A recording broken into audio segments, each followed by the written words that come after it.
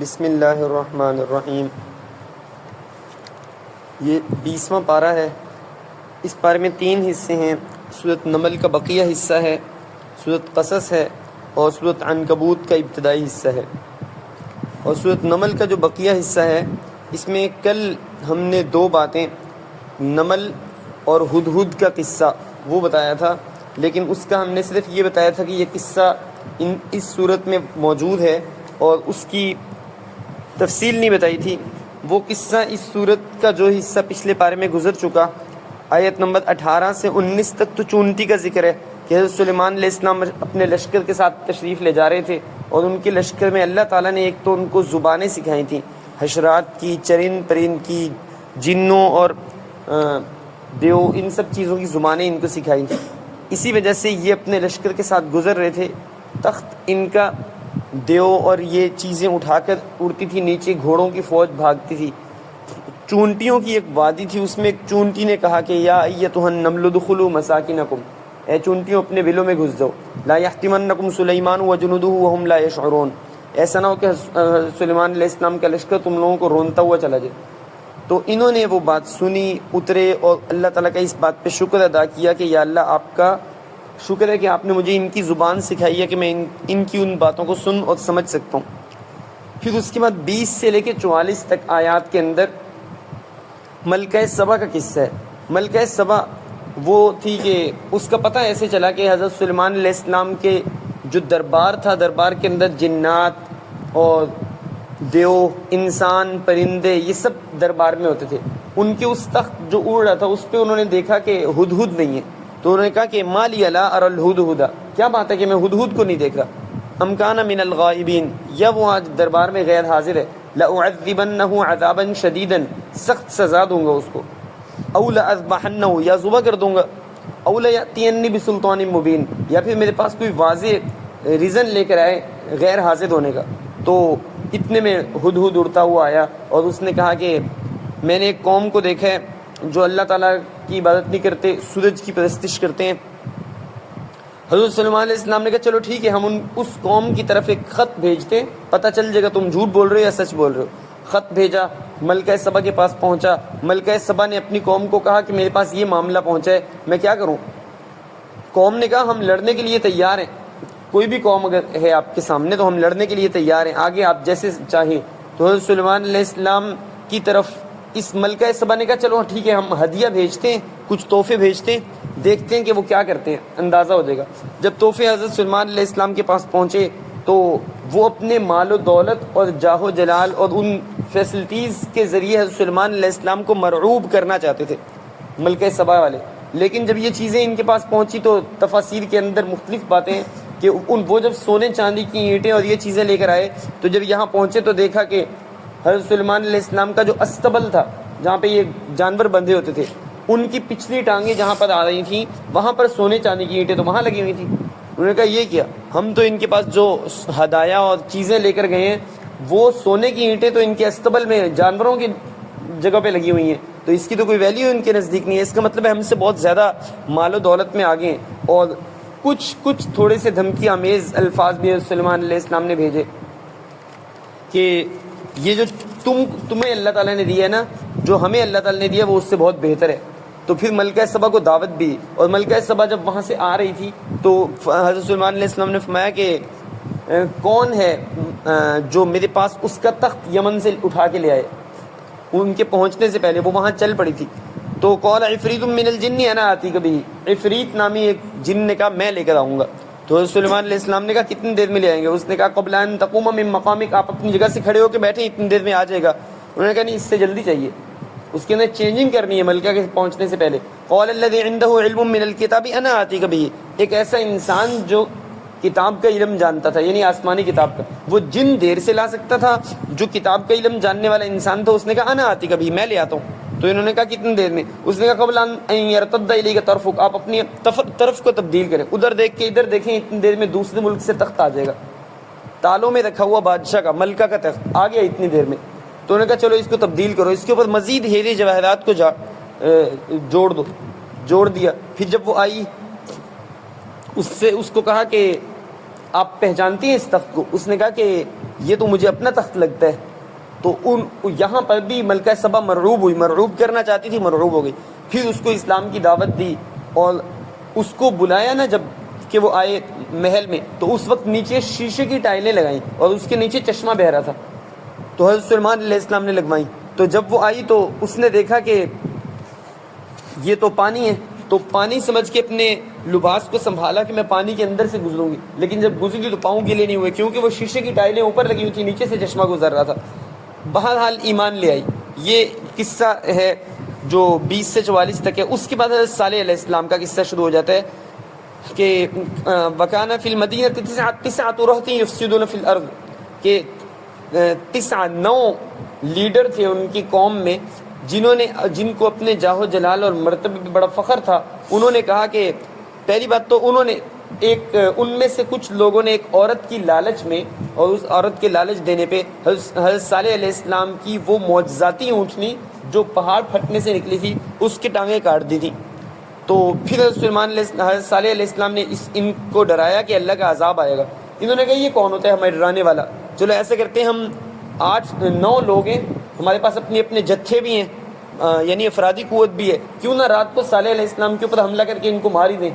تو حضرت صالح علیہ السلام کے اوپر حملہ کرنے کے لیے اپنے اسلحے کے ساتھ جب رات کو آئے تو فرشتوں کی ایک فوج نے ان کو گھیر کے مار دیا. اور بعض روایات کے اندر آتا ہے نہ صرف فرشتوں کی فوج نے گھیر کے مارا بلکہ ان سب لوگوں کے اوپر اکٹھی ایک چٹان گر کے ان کو کچل دیا. اور بہرحال اس کے بعد پھر قوم کے اوپر عذاب بھی آیا.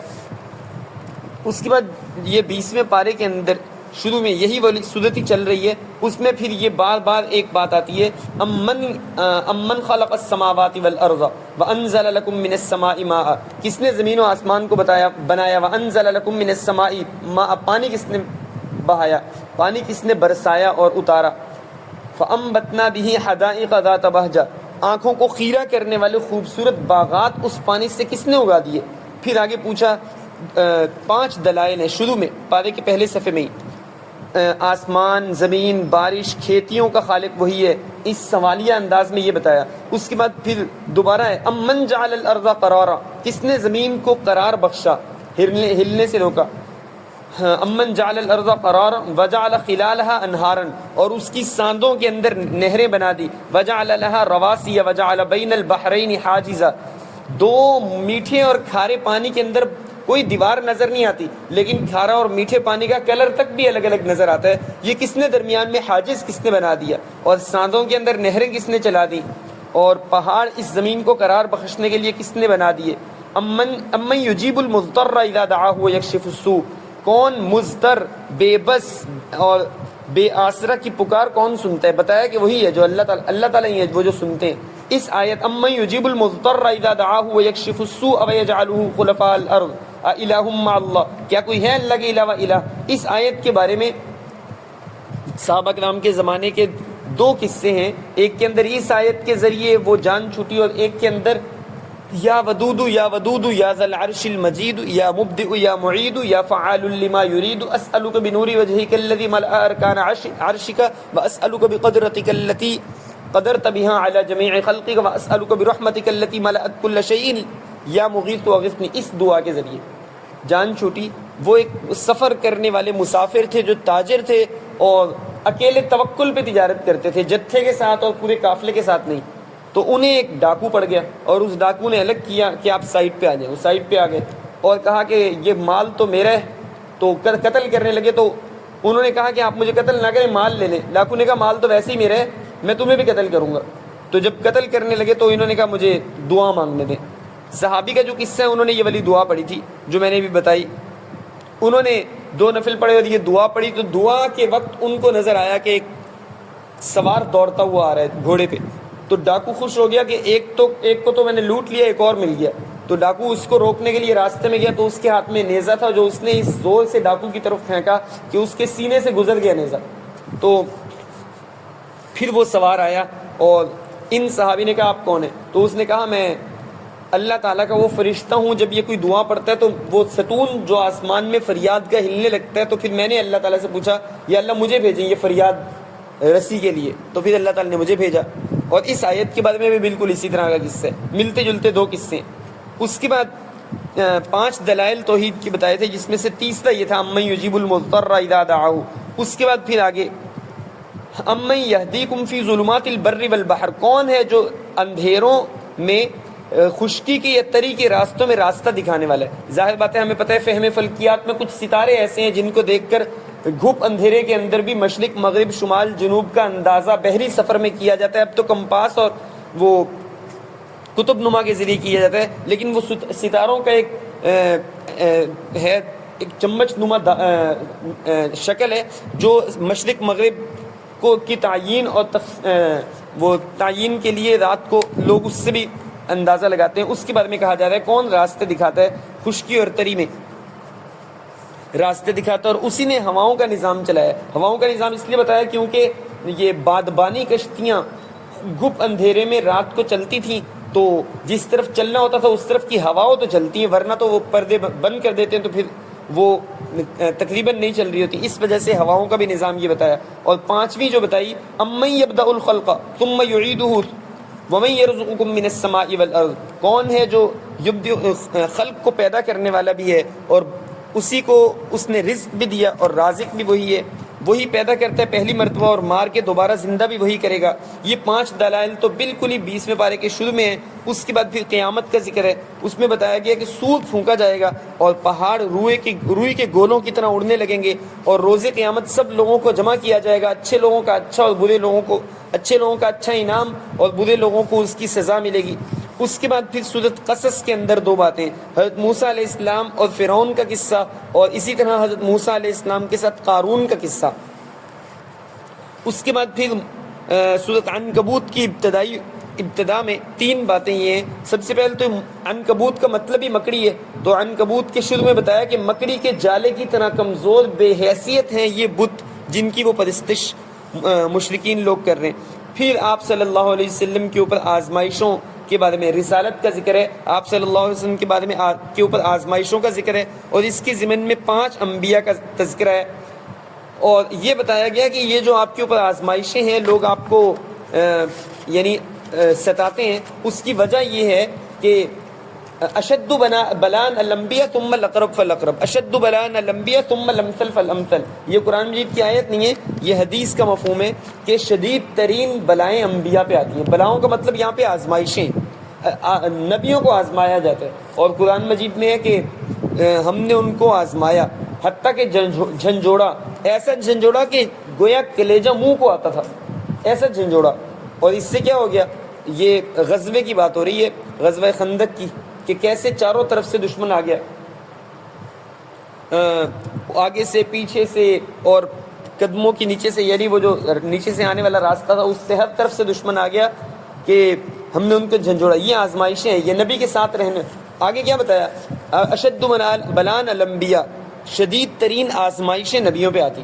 ثم الاقرب فالاقرب، پھر جو ان کے جتنا قریب ہوگا، جو ان کے جتنا قریب ہوگا۔ ثم الامثل فالامثل، جو ان کے جتنا جیسا ہوگا، جو جتنا ان کے جیسا ہوگا۔ یعنی جو نبیوں کے راستے پر چلتا ہے وہ آزمائشوں سے تو گزرتا ہے، لیکن آزمائشوں کے اندر کامیاب ہونے کی طاقت بھی اللہ تعالیٰ نبی کے ساتھ چلنے کی وجہ سے ان کو دیتے ہیں۔ نہ صرف طاقت دیتے ہیں بلکہ ان کو وہ حوصلہ دیتے ہیں کہ وہ اس سے گھبراتے نہیں، بلکہ وہ اس کو اللہ تعالیٰ کی طرف سے انعامات اور اللہ تعالیٰ کی طرف سے ثواب ملنے کا ذریعہ سمجھ رہے ہوتے ہیں۔ اور اس کے بعد قیامت کا تذکرہ ہے، اور یہ اس کے بعد یہ تقریباً پارہ ختم ہو جاتا ہے۔ اللہ تعالیٰ عمل کی توفیق نصیب فرمائے۔ بسم اللہ الرحمن الرحیم۔ وَأُفَوِّضُ أُمُورَنَا إِلَى اللَّهِ إِنَّ اللَّهَ بَصِيرٌ بِالْعِبَادِ فَاطِرُ السَّمَاوَاتِ وَالْأَرْضِ أَنْتَ وَلِيُّنَا فِي الدُّنْيَا وَالْآخِرَةِ تَوَفَّنَا مُسْلِمِينَ وَأَلْحِقْنَا بِالصَّالِحِينَ صلی اللہ تعالیٰ علی خیر خلقہ محمد وعلی آلہ وصحبہ اجمعین برحمتک یا ارحم الراحمین۔